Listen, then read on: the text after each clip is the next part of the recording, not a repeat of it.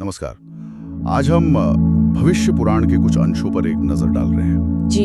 ये 18 महापुराणों में से एक है और जैसा नाम से ही जाहिर है, इसमें भविष्य की बातें होने का दावा किया जाता है। हाँ। हमारे पास जो हिस्से हैं उनमें सृष्टि कैसे बनी, युग कैसे बदलते हैं, लोगों के क्या कर्तव्य हैं, पूजा पाठ के तरीके, ये सब बताया गया है। हाँ। तो चलिए देखते हैं इन पन्नों में क्या खास है। नमस्कार। हाँ, भविष्य पुराण को मतलब पारंपरिक रूप से महर्षि व्यास द्वारा रचित माना जाता है। अच्छा। ये एक काफी कह सकते हैं विस्तृत ग्रंथ है। इसमें सृष्टि रचना से लेकर राजवंशों, व्रतों, दानों और हाँ, भविष्यवाणियों तक बहुत कुछ शामिल है। आज हम ये जो दिए गए अंश हैं, इनके जरिए इसके कुछ मुख्य विचारों को समझने की कोशिश करेंगे। हाँ, तो शुरुआत करते हैं सृष्टि रचना और ये जो समय का विशाल पैमाना है उससे। जी। इन अंशों में जिक्र है कि कैसे ब्रह्मा ने सब कुछ बनाया, देवता, असुर, इंसान, पशु पक्षी, पेड़ पौधे, बिल्कुल। हाँ। और फिर ये युगों का चक्र, सतयुग, त्रेता, द्वापर और कलयुग। जी। ये बताया गया है कि हर युग में धर्म का स्तर वो कम होता जाता है। सही कहा। सतयुग में जैसे धर्म पूरा होता है, आयु भी लंबी होती है। हाँ। और कलयुग आते आते धर्म बहुत कम रह जाता है, आयु भी घट जाती है। लाखों साल के इन चक्रों की कल्पनाएं मतलब कितनी विशाल है। बिल्कुल, ये पौराणिक समय की गणना का एक बहुत अहम हिस्सा है। युग यानी समय के बड़े बड़े कालखंड।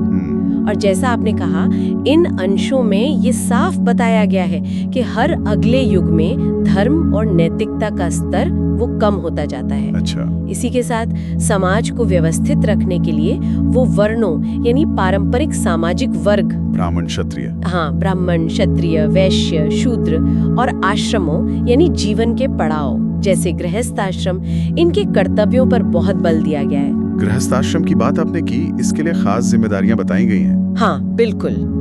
खासकर गृहस्थ आश्रम के लिए कई जिम्मेदारियां हैं। जैसे अतिथियों का सत्कार एक बड़ा धर्म बताया गया है। ओह, अच्छा, अतिथियों का सत्कार। जी। और पंच महायज्ञ का जिक्र भी आता है। पंचमहायज्ञ, ये क्या है? पंच महायज्ञ मतलब 5 रोजाना के कर्तव्य या यज्ञ कह सकते हैं। रोजाना के? हाँ, ये है देव यज्ञ जो देवताओं के लिए है, ऋषि यज्ञ ऋषियों और वेदों के अध्ययन के प्रति सम्मान, पितृयज्ञ अपने पूर्वजों के लिए, नर यज्ञ यानी अतिथि सत्कार, और भूत यज्ञ जो बाकी प्राणियों के लिए भोजन आदि की व्यवस्था है। अच्छा, तो मतलब सिर्फ अपने परिवार तक ही नहीं? नहीं, बिल्कुल नहीं। ये दिखाता है कि व्यक्ति का दायित्व देवताओं, ऋषियों, पूर्वजों, मेहमानों और यहाँ तक कि दूसरे जीवों तक माना गया है। ये तो काफी व्यापक सोच है। और हाँ, दान का भी आपने जिक्र किया था पहले। जी हाँ, दान का भी बड़ा महत्व बताया गया है। सही कहा। दान की तो जैसे एक पूरी लिस्ट ही है इन अंशों में। अन्नदान, गौदान, गाय का दान, हाँ, भूमि दान, तिल दान, सोना दान। ऐसा लगता है कि पुण्य कमाने के लिए दान एक जरूरी हिस्सा माना गया है। बिल्कुल। और फिर आते हैं ये अनगिनत व्रत और पूजा पाठ की विधियां। हाँ, वो तो बहुत हैं। सूर्य देव की पूजा का तो खास जिक्र है ना? जी हाँ, इन अंशों का काफी बड़ा हिस्सा वो अलग अलग देवी देवताओं की पूजा और व्रतों को ही समर्पित है। अच्छा। सूर्य देव की उपासना पर तो कई अध्याय हैं, जैसे रथ सप्तमी का व्रत है, रविवार का व्रत है, और इनसे आरोग्य व सौभाग्य मिलने की बात कही गई है। अच्छा। मतलब सेहत और अच्छी किस्मत। अच्छा। और विष्णु जी, शिव जी, हाँ, विष्णु जी के व्रत, शिव जी की पूजा, गणेश चतुर्थी, लक्ष्मी पूजा, देवी के अनेक रूपों की आराधना, इन सब की विधियां, मंत्र, उपवास के नियम और उनसे जुड़ी कथाएं, सब मिलता है। तो मतलब हर तिथि, हर महीने से जुड़े खास व्रत हैं। जी। अलग अलग तिथियों जैसे एकादशी बहुत महत्वपूर्ण मानी गई है, या फिर महीनों से जुड़े खास व्रत। इनके पालन से कहा गया है कि पापों से मुक्ति मिलती है, धन धान्य मिलता है, संतान प्राप्ति होती है या स्वर्ग मिलता है।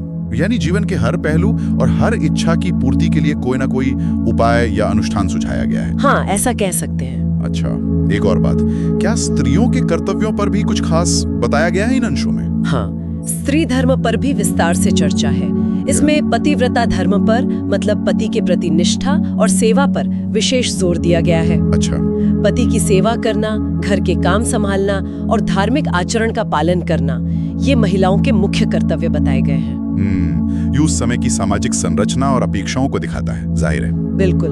तो कुल मिलाकर देखें तो भविष्य पुराण के इन अंशों में हमें सृष्टि की कहानी मिलती है, समय का चक्र समझ आता है, समाज और परिवार के नियम कायदे पता चलते हैं, हाँ। और साथ ही बहुत सारे धार्मिक कर्मकांड, व्रत, उपवास का वर्णन है। ये भविष्य बताने वाले पुराण के नाम से जाना जाता है, पर इसमें तो जैसे जीवन जीने की पूरी एक नियमावली दी हुई है। आपने बिल्कुल सही समझा। ये ग्रंथ अपने समय की मान्यताओं और सामाजिक व्यवस्था का एक आईना है। ये धर्म, कर्म और अनुष्ठानों के जरिए जीवन को एक दिशा देने का प्रयास करता है। और दिलचस्प बात यह है कि नाम भविष्य पुराण होते हुए भी इसमें वर्तमान के कर्तव्यों और अतीत के ज्ञान को भविष्य में मिलने वाले फलों से जोड़ा गया है। पूजा, दान, व्रत, इन सबको लौकिक और पारलौकिक सुख पाने का साधन बताया गया है। सही कहा। यहाँ एक सवाल मन में आता है, बल्कि एक विचार कह सकते हैं जी, कि इस तरह के प्राचीन ग्रंथ जिनमें ब्रह्मांड के बनने से लेकर रोजमर्रा के जीवन के छोटे छोटे नियम तक सब कुछ है, आज के समय में ये हमारे लिए क्या मायने रखते हैं? ये एक अच्छा सवाल है। क्या ये सिर्फ इतिहास की किताबें बनकर रह गए हैं, या इनमें आज भी कोई ऐसी बात छुपी है जो हमें शायद कोई रास्ता दिखा सकती है? बिल्कुल, इस पर सोचा जा सकता है। हाँ, शायद इस पर विचार करना दिलचस्प होगा। इसी विचार के साथ नमस्कार।